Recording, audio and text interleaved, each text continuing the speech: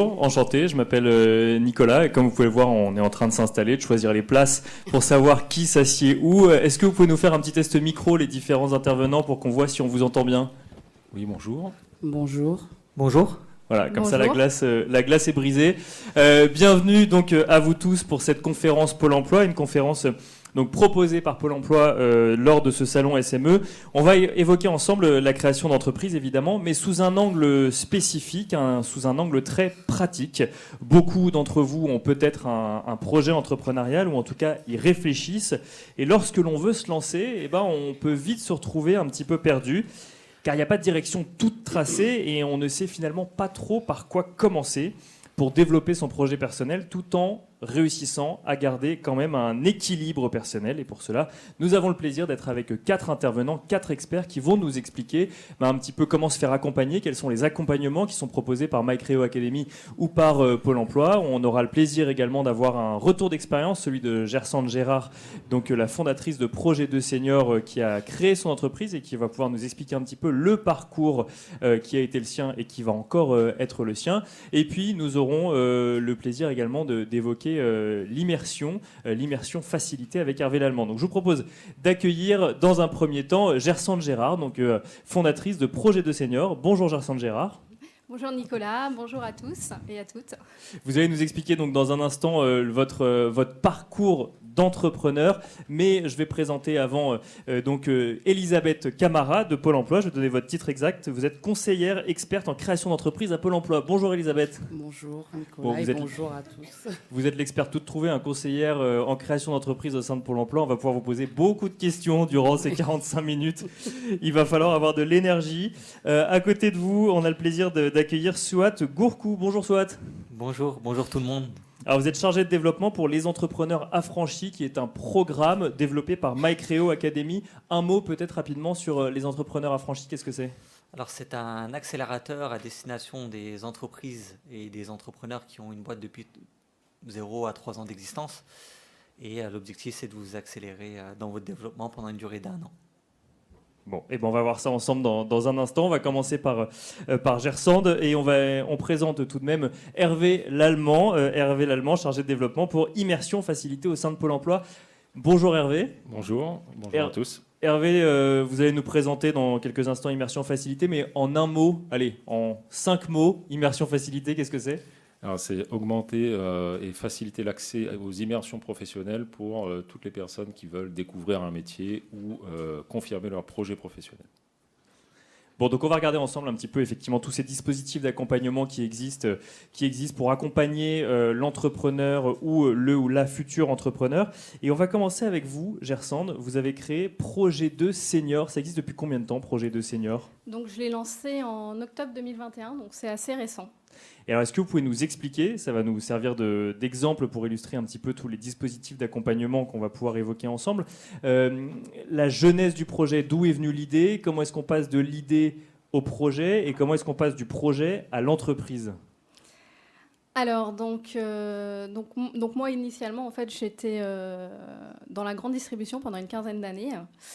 Et donc, je suis diplômée d'une école de commerce et j'ai décidé justement de lancer ma structure Projet 2 Senior. Donc, mon déclic, ça a été une situation qui a été vécue par ma grand-mère. Parce que, comme de nombreuses femmes au décès de leur mari, elle s'est retrouvée isolée et souffrant de solitude. Donc, j'ai lancé Projet 2 Senior, en fait, qui sont des habitats partagés, donc qui rassemblent les femmes au sein d'habitats partagés avec des services à domicile associés. Donc, pour arriver à lancer ma structure, je suis passée par différentes étapes. Parce qu'il y a eu le constat, en fait, au départ, Voilà. donc, qui était la situation de votre grand-mère. Et du constat à l'idée, déjà, il y a eu un cheminement, j'imagine, une réflexion sur comment est-ce qu'on peut régler le problème qu'on a identifié. Exactement. Et une fois qu'on a l'idée, c'est là où il y a les structures, il y a l'accompagnement qui commence à se développer autour de l'entrepreneur, c'est ça ? Oui, alors moi, au niveau de la solution, en fait, j'ai continué de l'élaborer en me formant, parce qu'en fait, je venais vraiment d'un milieu qui n'avait rien à voir avec les services à domicile et les habitats. En étudiant un petit peu la réglementation aussi, je me suis rendu compte qu'il fallait, pour embaucher des gens dans le médico-social aussi, être formé. Donc j'ai commencé par aller me former en management des services à domicile. D'accord. Donc ça a été la première étape et ça m'a permis aussi de continuer de construire pendant cette période de formation. Ça m'a permis de continuer à construire mon projet, à vraiment l'élaborer de façon qu'elle puisse répondre aux besoins. Donc là, vous étiez toujours en poste, vous réfléchissiez à votre projet, vous n'aviez pas encore pris contact avec Pôle emploi? Non, je n'avais pas du tout pris contact à Pôle emploi, donc j'étais en licence en fait, professionnelle. Et donc ça a continué à mûrir et à faire avancer mon idée. Ensuite, l'étape très importante pour tout entrepreneur, en fait, c'est vraiment de faire son étude de marché. Donc moi, en étant une ancienne responsable marketing, voilà, je connaissais bien tout ça. Et c'est important justement pour pouvoir proposer une offre qui est différenciante et pour pouvoir réellement répondre aux besoins des clients qu'on a identifiés. Donc cette étape-là, il y a beaucoup d'entrepreneurs qui la survolent ou qui ne la font pas vraiment dans le détail. Et ça, c'est vraiment un point sur lequel je tenais à insister. Donc c'est vraiment quelque chose d'important de faire son étude de marché en fait, par rapport à sa structure.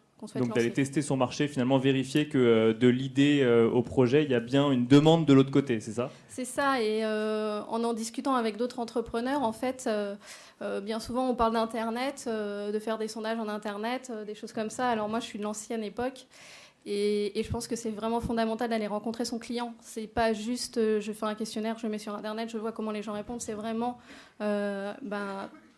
identifier les endroits où vous allez retrouver votre cible, en fait, en ayant vraiment approché votre cible, à savoir qu'est-ce qu'ils font, où ils vont, etc. Bien sûr. Et puis après, du coup, leur poser en face à face des questions avec un questionnaire dédié et voir comment ils répondent, comment ils interagissent, est-ce que ça va les intéresser, est-ce que vous êtes au niveau tarif, est-ce que vous êtes bien, toutes les questions inhérentes à votre projet. Et parce que eux vont aussi vous remonter des choses auxquelles vous n'aurez pas forcément pensé non plus. Eux vont vous dire moi ça, ce que vous me dites c'est très bien, mais moi concrètement comment je fais pour y aller, j'ai pas de moyen de me véhiculer, comment on va m'amener, enfin... Oui, c'est qu'on sort de la théorie, on va dans la pratique du projet proposé pour le coup. Exactement, c'est vraiment on sort de l'idée et on arrive vraiment on met les mains dans le cambouis, on va tester concrètement, on voit nos clients, ça évite de repositionner des offres après qu'on ait lancé ou autre en se disant mince, finalement je suis trop cher, finalement mon client il veut peut-être autre chose, donc il faut que je développe cette offre en urgence, des choses comme ça, quoi. Et là Gersand, je reviens sur le parcours de l'entrepreneur. Quand vous allez tester votre marché, vous êtes toujours en poste, vous n'avez pas encore envisagé de quitter votre poste et vous n'avez pas pris contact ni avec des structures d'accompagnement d'entrepreneurs, ni avec Pôle emploi. On est dans est-ce que j'y vais ou est-ce que j'y vais pas, quoi. Est-ce que je valide le fait d'y aller, c'est ça? C'est ça, en fait, il va se passer après une assez longue période où justement, une fois qu'on a l'idée, une fois qu'on a commencé à tester, etc., comment j'y vais et comment je me fais accompagner justement pour bien y aller et pour bien lancer ma structure. Et alors, comment se faire accompagner pour bien lancer sa structure? Le nom de Pôle emploi ressort automatiquement ou c'est pas la première chose à laquelle on pense? Pôle emploi, en fait, on y pense parce que en fait, c'est déjà un organisme institutionnel important. On y est parce que quand on pense à quitter le poste où on est côté Pôle emploi, côté demandeur, Pôle emploi, parce qu'il y a un moment où ça va switcher. Donc on se dit, de toute façon, on est amené à aller vers Pôle emploi, vu que si on veut vraiment créer sa structure. Et puis Pôle emploi, du coup, des deux facettes, c'est-à-dire facette demandeur d'emploi et puis facette entrepreneur, puisque j'ai découvert à ce moment-là toutes les possibilités de Pôle emploi par rapport à l'accompagnement en tant qu'entrepreneur. C'est-à-dire une fois qu'on a dit à son conseiller, moi, c'est ce que je veux faire, c'est lancer ma structure. Bon, il y a déjà des ateliers qui existent où ils vont pouvoir creuser, on va pouvoir avancer ensemble aussi par rapport à l'idée qu'on a et ce qu'on veut faire. D'accord. Donc là, c'est des ateliers où on travaille ensemble son idée de création d'entreprise avec d'autres demandeurs d'emploi qui ont aussi une envie de créer leur entreprise. Et c'est ce que vous avez fait du coup? Moi, j'ai participé à un atelier dans ce sens-là avec Pôle emploi. D'accord, oui. Et puis également, le côté, une fois qu'on est vraiment entrepreneur, il nous accompagne aussi. Il y a le Pôle emploi entreprise. Donc par exemple, moi, à la suite du lancement pour recruter des salariés, par exemple, on a Pôle emploi aussi qui nous recrute. qui nous aident à recruter. Bien sûr. Oui. Et puis j'avais été beaucoup aussi en lien avec Pôle emploi grâce à Elisabeth qui est ici présente, qui fait un travail formidable au sein du club des entrepreneuses de Juvisy. Donc il y a un club aujourd'hui qui a 80 entrepreneurs à peu près, et où il y a des ateliers, il y a plein de choses qu'ils ont mis en place pour qu'on puisse rencontrer différents intervenants. Nous, on a entre entrepreneurs, l'union fait la force, c'est-à-dire que voilà, il y en a qui sont lancés depuis plus longtemps, d'autres moins, donc on passe tous par différentes étapes, donc on peut s'aider mutuellement sur différents sujets. Et ça a été quelque chose, ça a vraiment sur mis des secteurs très différents, sur des secteurs très différents, des profils très différents. Et ça a vraiment donné un coup d'accélérateur important à ma structure. Parce que ça m'a permis de vraiment après me lancer en me disant, il y a beaucoup de personnes qui font plein de choses, qui n'ont pas forcément le bagage, etc. Mais elles se lancent. Donc toi qui hésites depuis assez longtemps à y aller, vas-y, lance-toi aussi. Donc ça fait tomber en fait la barrière psychologique. C'est ça. C'est finalement l'entrepreneur à côté de moi est pas tellement meilleur que moi, donc globalement pourquoi est-ce que j'irais pas non plus quoi. Voilà, c'est des modèles et c'est de l'entraide en fait, tout simplement en fait à être ensemble et à voir qu'on peut trouver des solutions ensemble. On a moins peur entre guillemets et puis on se lance plus facilement.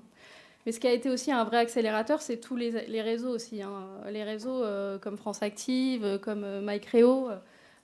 Comme aussi donc ce club-là. Je trouve que pour un entrepreneur, c'est très, très important dès le départ d'identifier le réseau qui va vous correspondre pour pouvoir justement avancer sereinement et puis s'entraider et donc du coup développer son entreprise au mieux. Elisabeth Gersand nous a dit que vous faisiez un travail formidable. Alors expliquez-nous un petit peu. Je posais la question du parcours de l'entrepreneur et savoir si Pôle emploi était une chose évidente ou non pour celui qui veut se lancer. Parce que Pôle emploi fait beaucoup de choses pour accompagner les entrepreneurs. Mais alors, est-ce que c'est toujours identifié par celui qui est ou celle qui est en poste et qui veut créer son entreprise ? Le jour où il vient voir son conseiller Pôle emploi, qui lui dit mon projet c'est de passer de salarié à créateur ou créatrice d'entreprise, ou alors mon projet c'est je suis chômeur, je veux développer une entreprise. Qu'est-ce qui se passe concrètement ensuite que Pôle emploi met à disposition ? Alors, donc nous, ce qu'on fait quand on a donc nos demandeurs d'emploi qui viennent, qui nous demandent, voilà, aujourd'hui, j'ai un projet, je souhaiterais créer mon entreprise. On a 2 ateliers. Le premier, c'est m'imaginer créateur qui est en interne. Donc là, on essaye de travailler avec d'autres, c'est en collectif, avec d'autres demandeurs d'emploi, comme Gersand le disait, pour savoir vraiment si notre idée, elle est plus ou moins, on va dire, elle peut se faire. D'accord. Donc on accompagne dès le stade de l'idée. Dès le stade de l'idée. Déjà, on crée ça et généralement, on fait intervenir soit la CCI, après ça dépend des agences Pôle emploi, mais on fait toujours intervenir quand même des intervenants, des acteurs de la création d'entreprise pour qu'on vous donne toutes les données nécessaires. Parce que la création d'entreprise, c'est malheureusement, parfois, c'est pas tout le monde qui peut créer. Voilà, on a l'idée, mais est-ce qu'on a les épaules pour aussi ? Ah, vous voulez dire en termes de personnalité ? C'est ça, la personnalité. Voilà, il faut savoir que la création d'entreprise, c'est plus le salariat. On est seul face après à ces difficultés, donc il faut... Donc la première des choses à faire, c'est accompagner pour dire est-ce que c'est fait pour vous ou est-ce que ça n'est pas fait pour vous ? Voilà, tout à fait. Donc, quand on fait cet atelier-là, le premier qui s'appelle M'imaginer créateur, on passe à la deuxième étape avec Active Créa. Donc, c'est une prestation qui dure environ 3 mois, dans lequel vous êtes accompagné par un prestataire. Vous êtes soit en individuel, soit en collectif, avec lequel vous travaillez vraiment, vous peaufinez et vous allez dans la profondeur de votre projet donc entrepreneurial. Alors, juste avant de rentrer dans le détail d'Active Créa, quand on parle de identifier si oui ou non on est fait pour être entrepreneur, est-ce que la CCI, est-ce que Pôle emploi émet un avis ou c'est simplement pour que l'entrepreneur, le porteur ou la porteuse de projet identifie réellement ce que c'est que de créer une entreprise ? En tant que conseiller, on est là aussi pour accompagner nos demandeurs d'emploi et de les conseiller. Donc on sait à plus ou moins après quand c'est des demandeurs d'emploi qu'on rencontre à peine, c'est un peu compliqué de pouvoir émettre un jugement, mais on écoute, on est dans l'écoute.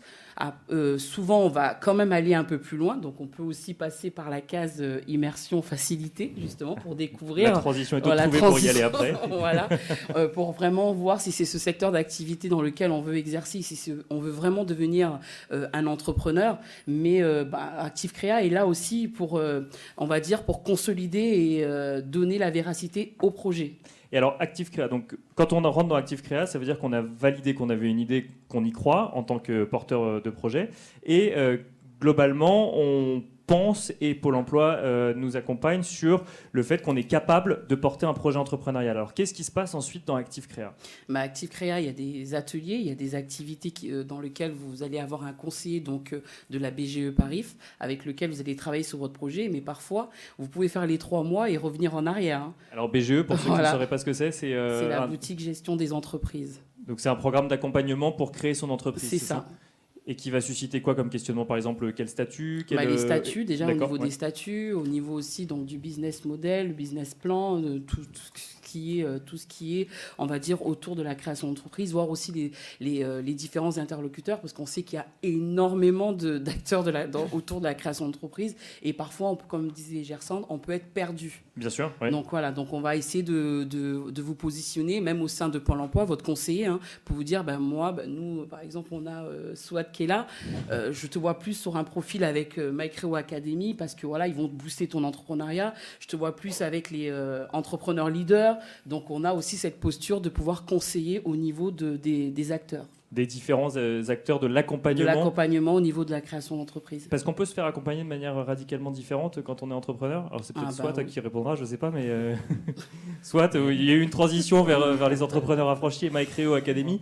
Que répondre à ça que l'entrepreneur... Alors déjà, l'entrepreneur, il peut être perdu, ou l'entrepreneur au féminin peut être perdu parce que bon, on ne sait pas comment aller chercher son business, on ne sait pas comment aller chercher ses clients, on ne sait pas où aller recruter ses futurs salariés, on ne sait pas si son idée est bonne. Et puis là, on nous dit, effectivement, il y a plein de gens pour vous accompagner. Et puis, en fait, la réponse, c'est qu'il y a peut-être trop de gens pour nous accompagner. On ne sait même pas qui aller chercher pour se faire accompagner.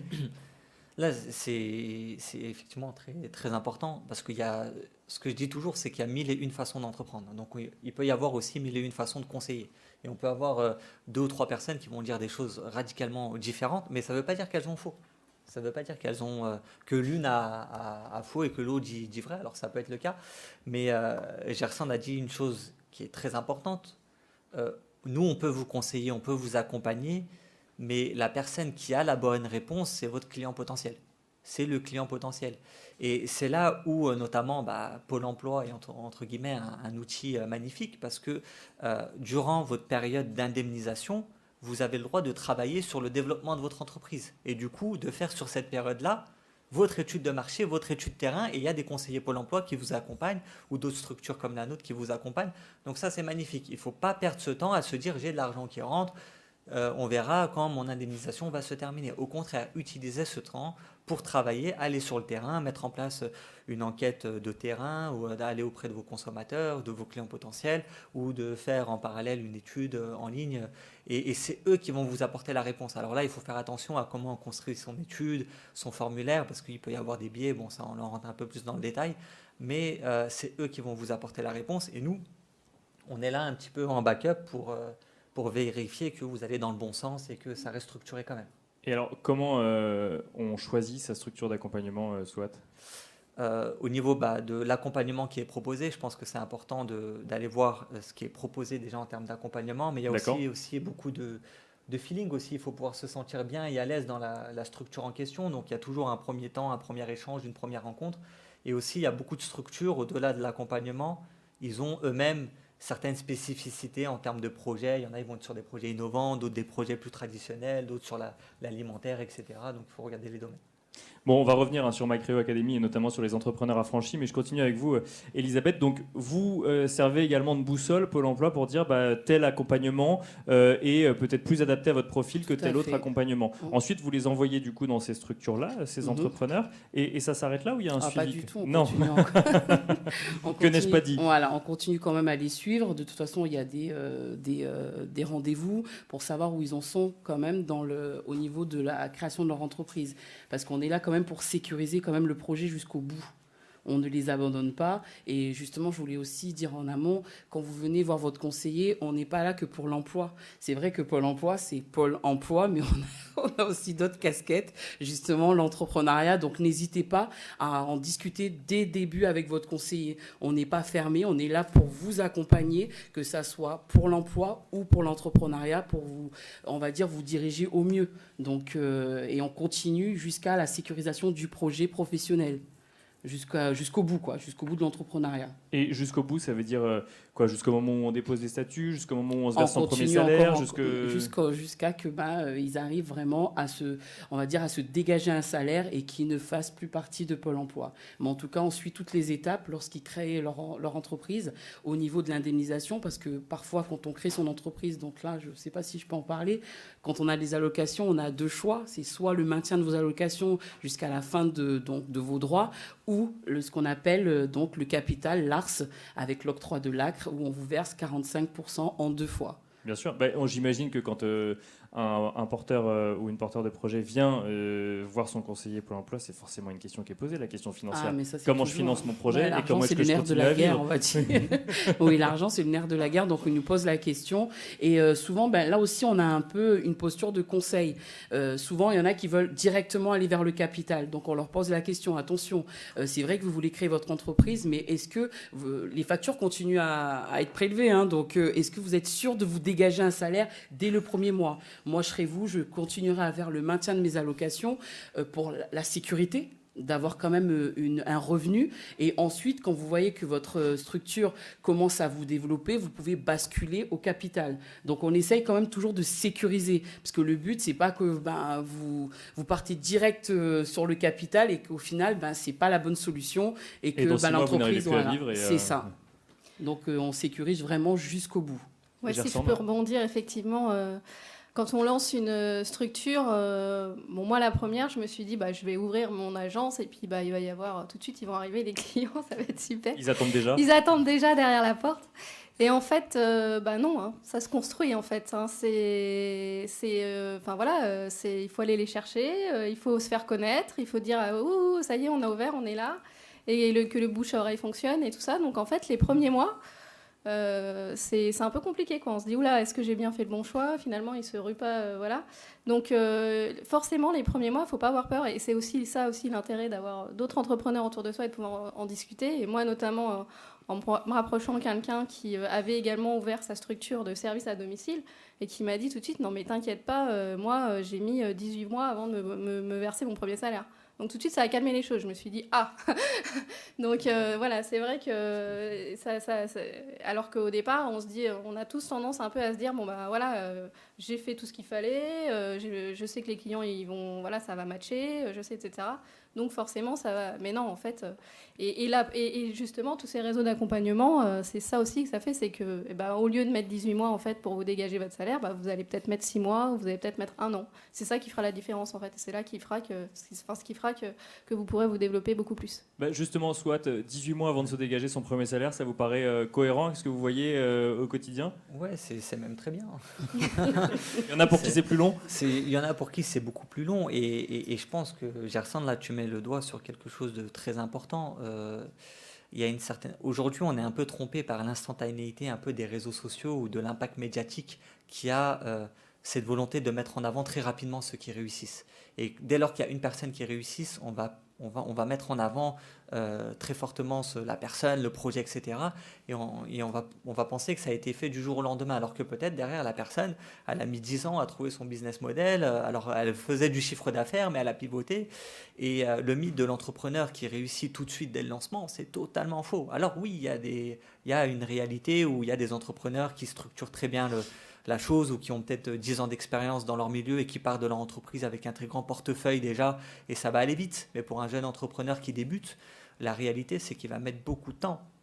Et si j'ai même envie d'aller un peu plus loin, la réalité, c'est qu'au départ, vous allez tout gérer et c'est complètement normal. C'est vous qui allez faire la compta, l'administratif, c'est vous qui allez peut-être, si vous avez des locaux au départ, faire le nettoyage, c'est vous qui allez faire le secrétariat, c'est vous qui allez faire la prospection, c'est vous qui allez gérer la communication.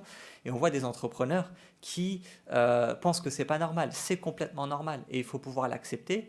Et le meilleur moyen de ne pas être frustré, c'est de pouvoir l'accepter et de vivre avec. Alors, il faut se structurer, il ne faut pas se noyer, il faut se structurer correctement. À partir de là, à ce moment-là, je fais de la communication, à ce moment-là, je fais ça, etc., etc. Je me structure correctement. Ça, c'est hyper important. Il y en a beaucoup qui veulent aussi déléguer très, très rapidement beaucoup de tâches. Alors oui, à un moment donné, il faut déléguer, c'est important. Mais moi, le conseil que je donne, c'est déléguer à minima quelque chose que vous maîtrisez quand même. Vous maîtrisez quand même un petit peu. Pourquoi ? Parce que j'ai vu beaucoup de personnes déléguer pensant que c'était un investissement pour eux, mais vu qu'ils ne connaissent pas du tout le domaine qu'ils délèguent, ne savent pas au final la prestation qu'ils ont en retour. Ils ne savent pas l'évaluer. Et j'ai vu des personnes payer des choses exorbitantes pour une qualité, désolé de le dire, mais médiocre. Alors que si on connaît à minima le sujet, parce qu'on a mis les mains dedans, par exemple, je dis n'importe quoi, aujourd'hui avec WordPress, on peut faire son site vitrine tout seul. Alors oui, pour quelqu'un qui ne maîtrise pas, ça ne va pas être un site hyper beau. Alors il y en a, ils ont une fibre créative, etc. Ça ne va pas être hyper beau, mais ça peut faire l'affaire pour se lancer, pour déjà un peu tester son marché. Mais si on n'a pas fait ça, c'est le genre de truc qu'on peut payer hyper cher sur le marché sans savoir qu'au final, ça vaut pas grand-chose. Mais soit, moi je rebondis sur ce que vous disiez sur les réseaux sociaux. Moi je les vois passer toute la journée, les citations de Steve Jobs, de Jeff Bezos. Je recrute des gens meilleurs que moi, je recrute des gens qui savent faire ce que je ne sais pas faire. Ou autre, là vous nous dites tout l'inverse en fait. Vous dites sachez quand même un petit peu ce pourquoi vous déléguez. Oui, et il faut faire attention à ce qu'on voit sur les réseaux sociaux. Parce qu'il y a un peu de tout et parfois il y a beaucoup de monde qui veulent vous apprendre à créer une boîte alors qu'ils n'ont jamais créé une boîte. Donc il faut faire très attention. Prenez... Alors, dans l'entrepreneuriat, attention, il y a beaucoup d'écoles aussi, il y a beaucoup d'écoles de pensée où il y a certaines personnes qui vont vous dire quitte ton emploi une fois que tu es suffisamment structuré, puis d'autres qui vont être beaucoup plus radicales et qui vont dire non, si tu veux être à fond, quitte ta boîte tout de suite et puis prends des risques, c'est ça l'entrepreneuriat. Alors, les deux écoles n'ont pas faux, mais c'est en fonction des profils, de la nature de chacun, mais voilà, il faut faire très attention. Moi, je suis plutôt d'avis qu'on délègue un minimum. Pareil, en termes de comptabilité, aujourd'hui, pour ceux qui sont en micro-entreprise, et là je garde à l'esprit qu'on est sur un salon plutôt axé petite entreprise, micro-entreprise, indépendant, on peut tout à fait, c'est vrai qu'on dit à beaucoup de personnes de déléguer leur comptabilité le plus rapidement possible. Par contre, j'ai vu aussi sur le marché beaucoup de comptables mauvais. Et un mauvais comptable peut mettre à mal le développement de votre entreprise, mais véritablement. Et si vous, sur la première année ou les 6 premiers mois, vous gérez votre comptabilité tout seul, et j'ai vu beaucoup d'acteurs ici qui vous permettent d'avoir des outils en ligne, il y a beaucoup d'acteurs ici dans le salon où vous pouvez aller voir, ces outils en ligne vous permettent dans un premier temps d'avoir une vraie maîtrise de votre comptabilité. Et le jour où vous allez déléguer cette comptabilité à un comptable externe et vous allez payer pour le travail, vous allez être en capacité de vérifier qui fait du bon travail ou pas. Et ça, je pense que c'est fondamental. On va revenir un peu sur toutes les questions qu'il faut se poser quand on en est à l'étape de l'idée, à l'étape du projet ou à l'étape de se lancer. Mais juste avant, Elisabeth, tout à l'heure, vous nous avez dit on va quand même tester si ça correspond à la personnalité des personnes. Il ne suffit pas d'avoir un projet, il ne suffit pas d'avoir une idée. Il y a un moment où il faut se dire est-ce que c'est fait pour moi ou non. Et ça tombe bien, Hervé, parce que vous êtes là et vous êtes venu nous présenter une plateforme qui s'appelle Immersion Facilité. Où l'idée, alors c'est pas forcément dédié qu'à la création d'entreprise, hein, c'est au monde professionnel de manière générale, mais où on va essayer de justement, avec des moyens digitaux, se projeter dans un univers professionnel et se dire est-ce que c'est fait pour moi ou est-ce que ça n'est pas fait pour moi. Expliquez-nous.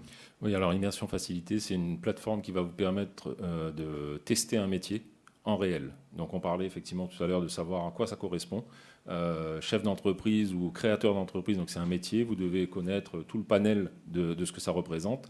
Et ce qu'on propose aujourd'hui, alors pas spécifiquement pour les créateurs d'entreprise, mais tous les actifs, tous ceux qui sont dans cette démarche-là, c'est de pouvoir faire une recherche de métier, trouver une entreprise qui est susceptible de vous accueillir pendant une semaine, une journée, un mois, pour vous permettre de voir et d'accompagner quelqu'un en entreprise qui fait la même chose que ce que vous voulez faire.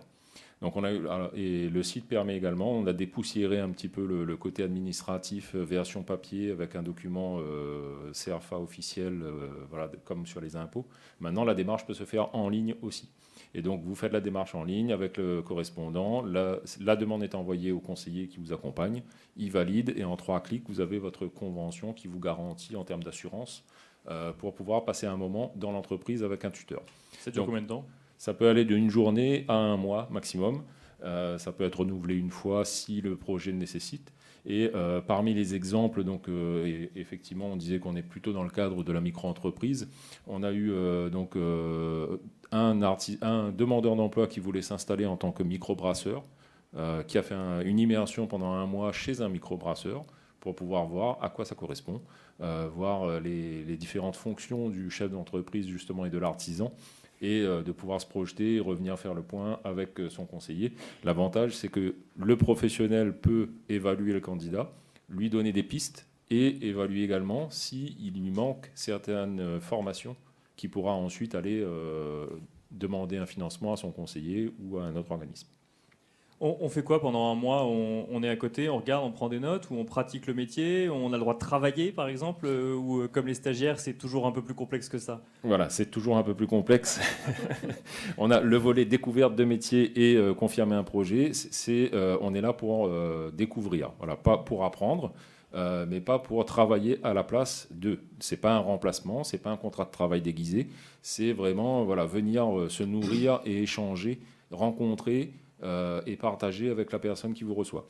Après, effectivement, cette mesure-là, on parlait, une fois que vous avez créé votre entreprise et que vous êtes devenu patron et que vous voulez recruter des gens, cette mesure-là le permet également avant une embauche. Vous pouvez recevoir quelqu'un dans votre entreprise pendant la même durée, une journée à un mois maximum, et ça vous permet à vous de tester la personne sur les comportements, sur le savoir-être, tout ce qui va au-delà du CV. Et ça permet à la personne également de voir si ça passe au niveau relationnel, si l'ambiance de travail, le contexte, etc. Va être possible dans le cadre d'une future collaboration. Donc ça, c'est quoi? C'est une sorte de stage avant un contrat de travail, alors même qu'il y aura une période d'essai sur le contrat de travail? Voilà, c'est ça. C'est ce qu'on appelle le stage dans l'éducation nationale. D'accord. Ouais. Dans les périodes de stage, lorsqu'on est dans une formation. Et quand on est actif ou demandeur d'emploi, c'est une immersion en entreprise. Voilà, non, mais surtout, j'imagine que ça sert énormément quand on veut faire des reconversions professionnelles et changer radicalement d'un métier ou changer radicalement de rôle, notamment quand on passe de salarié à entrepreneur, où là, il faut se projeter réellement dans ce nouveau métier. Il y a beaucoup d'entrepreneurs sur la plateforme qui peuvent accompagner du coup des gens qui se posent des questions sur le sujet? Alors, il y a beaucoup d'entrepreneurs. Il y a des artisans, des petites et moyennes entreprises qui accueillent et qui ouvrent les portes de leur entreprise pour pouvoir découvrir les métiers. Cette plateforme, donc, elle a 1 an et elle se développe de manière progressive à ouvrir beaucoup plus les portes des entreprises aux candidats, aux immersions. Tout à fait. Ouais. Bon, alors, vous l'aurez remarqué, la plateforme ne s'affiche pas. On peut donner l'adresse de la plateforme et peut-être donner rendez-vous sur le stand Pôle emploi si jamais vous voulez vous rendre compte un peu plus en détail ou avoir une démonstration de la plateforme. Alors, l'adresse de la plateforme, qu'est-ce que c'est? Alors, l'adresse de la plateforme, donc, c'est www.immersion-facile.beta.gouv.fr. Donc, ça se retrouve aussi sur un moteur de recherche classique. Mais voilà, c'est un site qui a été hébergé chez BetaGouv, qui est la plateforme des startups d'État du ministère du numérique. Donc c'est pour ça qu'il y a la terminaison beta.gouv.fr. Voilà, donc n'hésitez pas à venir sur le stand de Pôle emploi après cette conférence pour poser un peu plus d'informations, enfin un peu plus de questions ou avoir un peu plus d'informations sur cette plateforme. Elisabeth, dans le cas du créateur d'entreprise, de la créatrice d'entreprise, cette immersion pour valider si oui ou non on est fait pour ça, c'est le meilleur moyen de se rendre compte que on a envie de devenir boulanger par exemple et on avait complètement oublié le côté gestion des fournisseurs, comptabilité, gestion administrative, gestion fiscale et tout ce qui va autour de la création d'entreprise. Oui, c'est très bien. Que ce soit même pour l'entrepreneuriat ou pour l'emploi, ça nous permet justement de pouvoir sécuriser et de valider le projet. Et justement, pendant cette période d'immersion, le conseiller continue aussi à conseiller et à voir si tout se passe bien. Parce qu'on peut aller dans une entreprise et ça peut, plus ou moins, comme l'a bien dit donc mon collègue, c'est pas du travail caché. On est là pour... Donc, je préfère poser la question. Ah oui, c'est pas du travail caché. Donc, on sécurise bien avec le demandeur d'emploi qu'il est en observation. Il n'est pas en train de remplacer quelqu'un ou parce qu'on ne sait jamais. Voilà. Donc, on sécurise quand même aussi pendant la période d'immersion. Parce que de 1 jour à 1 mois, avoir quelqu'un pendant 1 mois et le faire travailler, c'est pas trop le but. C'est vraiment d'observer le métier dans son intégralité.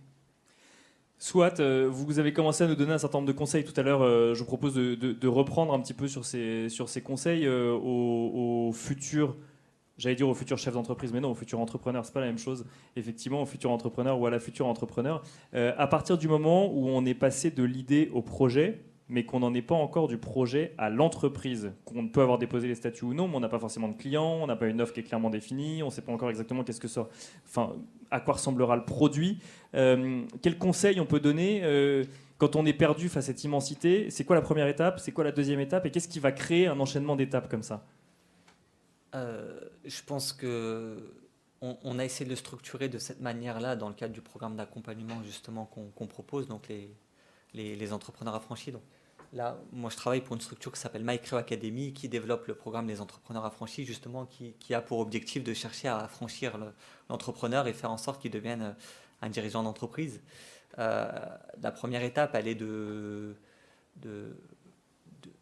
valider son business model, je pense, parce que c'est compliqué parfois. Alors des fois, c'est très simple, hein, acheter ou revendre tout simplement, mais on peut se structurer son business model de plusieurs manières. D'autant plus là avec les outils digitaux qui se développent de plus en plus et on voit des business models qui sont de plus en plus innovants. Donc c'est important, le business model de l'abonnement, de la facturation, du commissionnement, etc. Donc c'est important de challenger son business model pour être sûr d'avoir un business model qui soit pertinent sur son marché-là. Il faut aussi travailler correctement son positionnement et son image de marque. Parfois, on a un produit et un service d'une très grande qualité, mais on a du mal à communiquer autour de celui-ci. Il y a beaucoup de personnes, j'en rencontre énormément, leur plus grande difficulté, c'est l'utilisation des réseaux sociaux, parce qu'ils n'aiment pas du tout ça, ou ils ne savent pas faire, et on sait que c'est quelque chose de très chronophage, ou c'est aussi beaucoup de m'as-tu vu, alors beaucoup de pensent, et c'est vrai que c'est beaucoup de m'as-tu vu, mais on peut utiliser les réseaux sociaux d'une autre manière, et c'est hyper important pour communiquer autour de son activité. Donc on travaille aussi sur cette stratégie de communication. Et après, ce qui est hyper important, c'est de mettre en place un pilotage d'activité qui soit efficace là aussi. Parce qu'on a beaucoup d'entrepreneurs qui vont se lancer assez rapidement, ils vont développer un super produit, un super service, et ensuite ils vont se lancer sur le marché.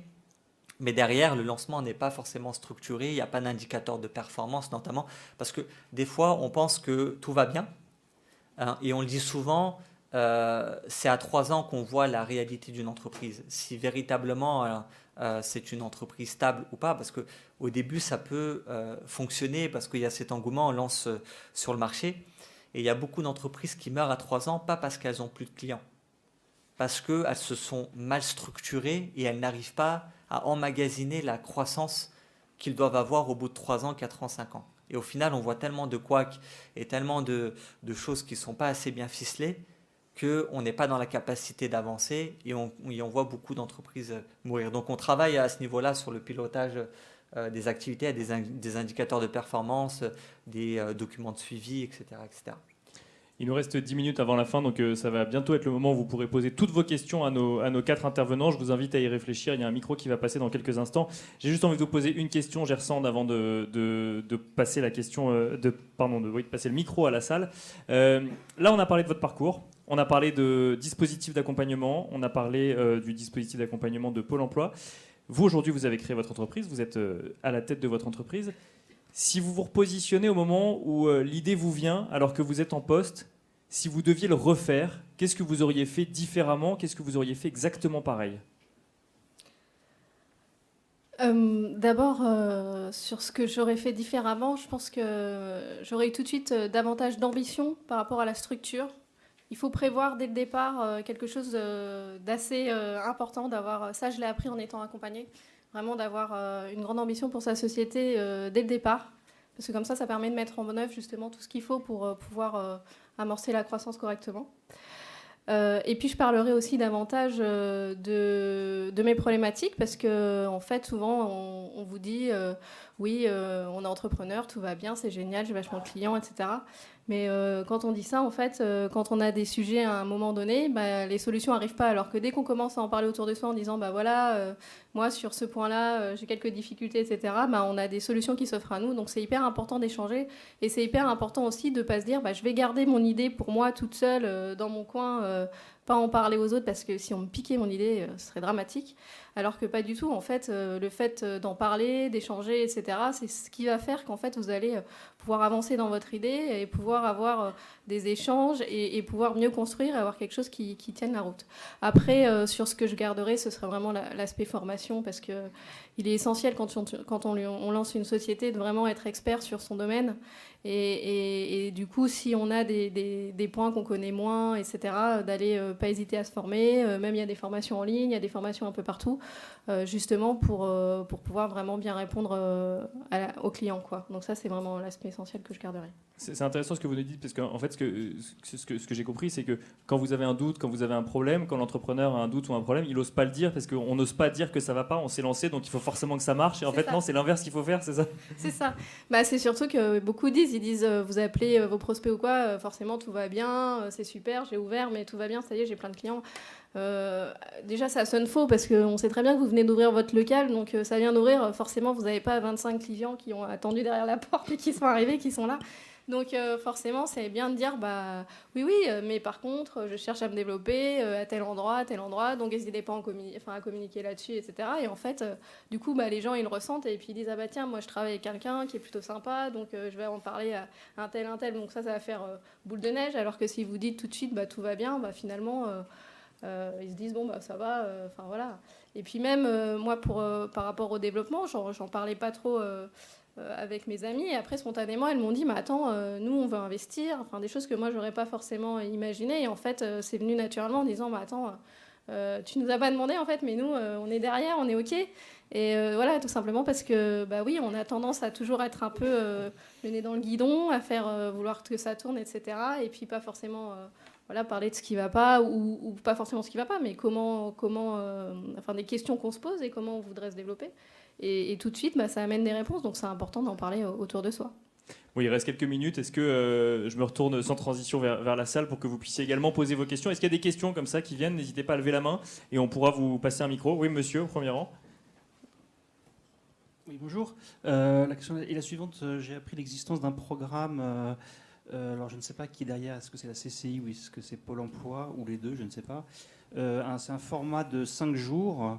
Je dirais le principe, c'est la création d'entreprises pour les nuls, quoi.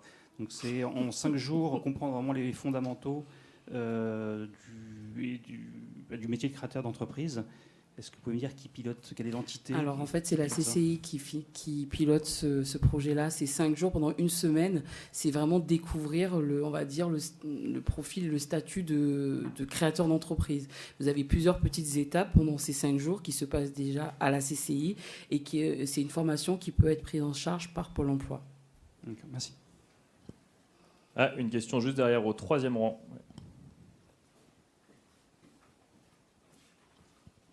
Oui, bonjour. En fait, est-ce que vous conseillez de travailler et commencer directement tout seul, ou de trouver un associé pour qu'il puisse nous aider à certains aspects que nous, en fait, on comprend pas, ou on l'a pas fait en fait dans nos expériences? C'est pour Souat la question, parce qu'on est 4. Ah, d'accord.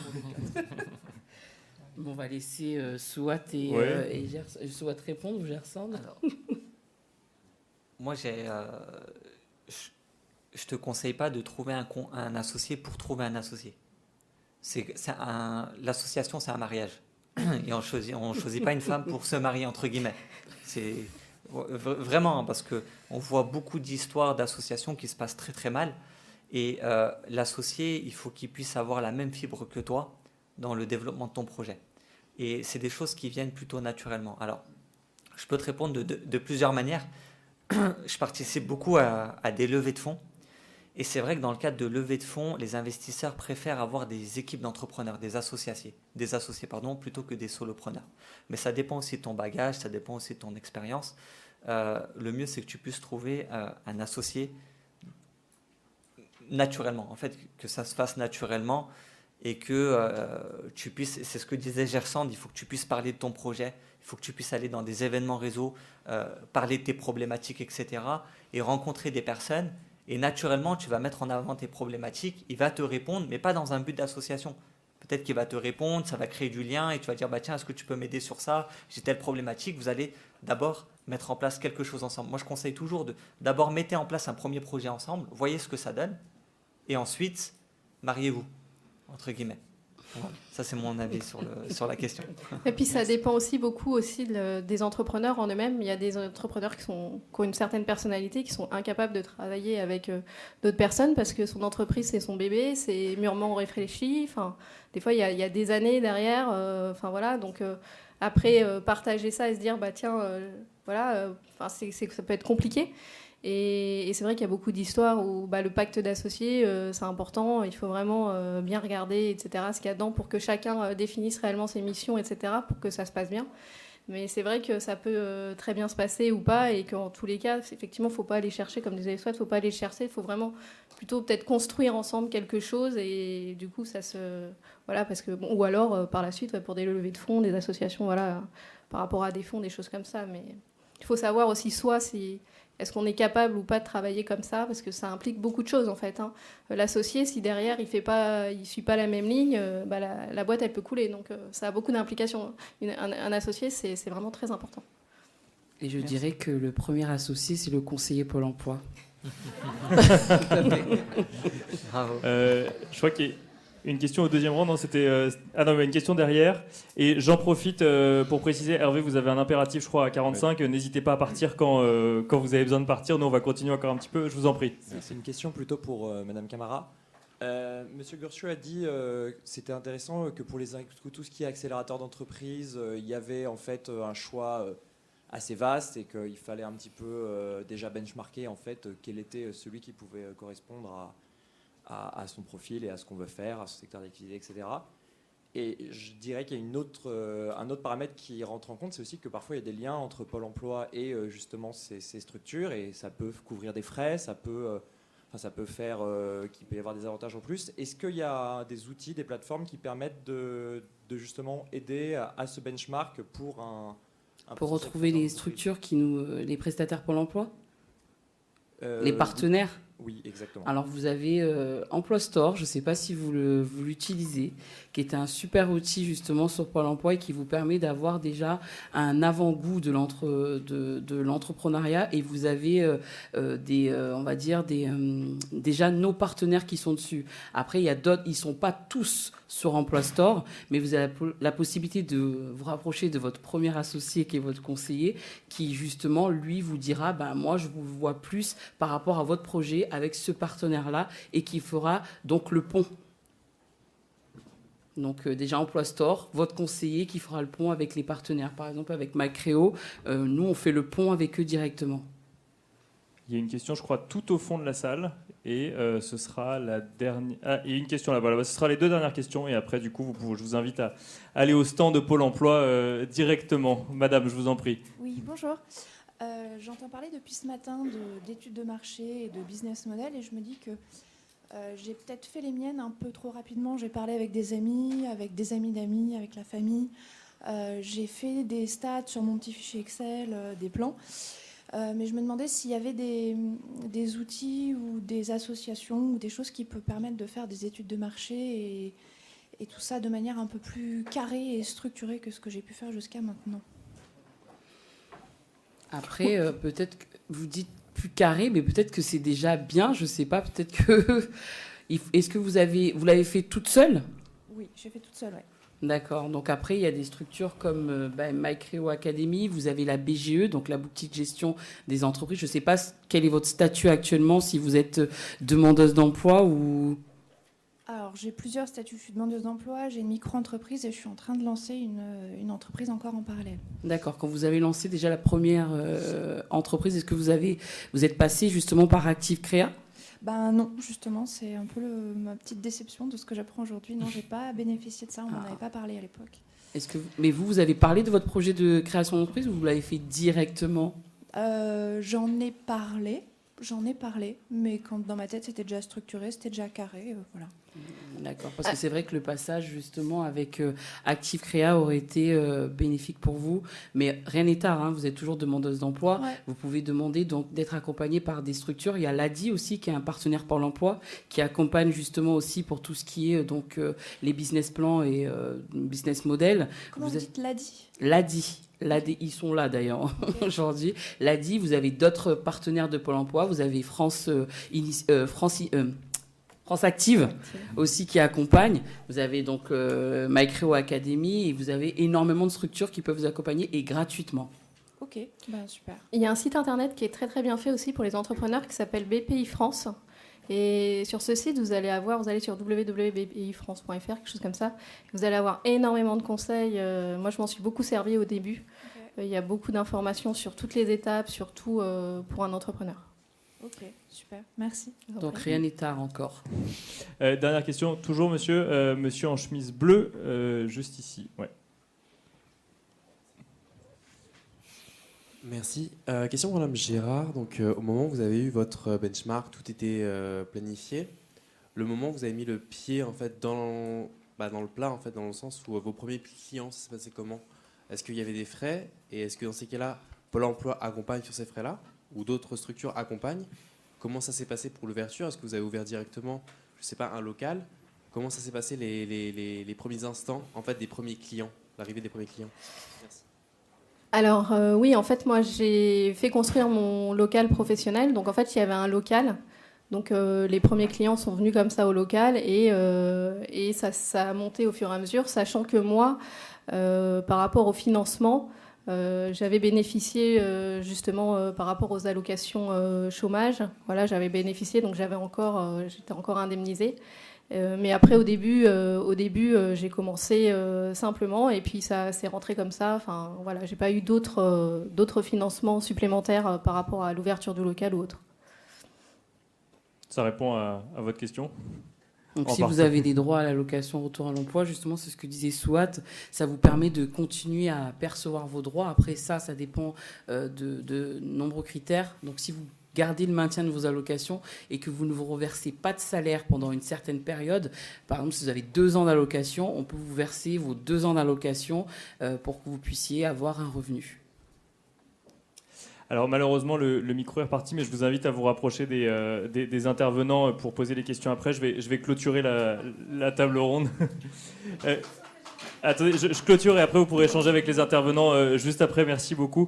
On remercie Hervé Lallemand qui a dû nous quitter. On remercie également Elisabeth Camara, Gersande Gérard et Souat Gourkou. Merci beaucoup.